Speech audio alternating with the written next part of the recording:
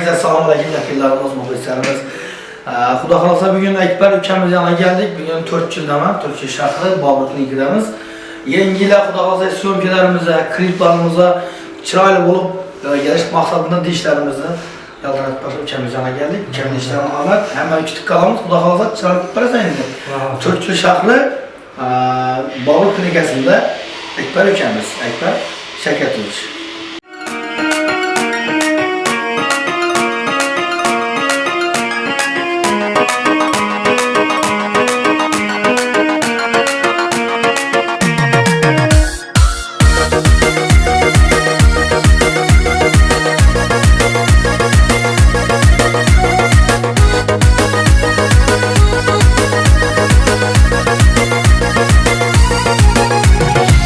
Seker ayda, yap olmasa toyda.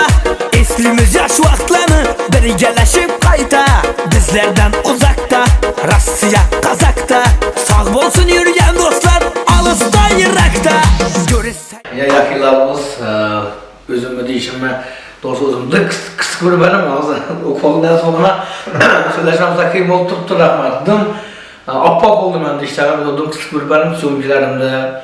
Problem doğrusu bir yaklaşkende dım çıraylı oldu, özüme dım yaktı. Ekber kolunu yaptığımızda hemen teklif kılamız. Koluna işine vapşı gelmek, işine kutla insan. Hemen teklif kılamız, rahmet.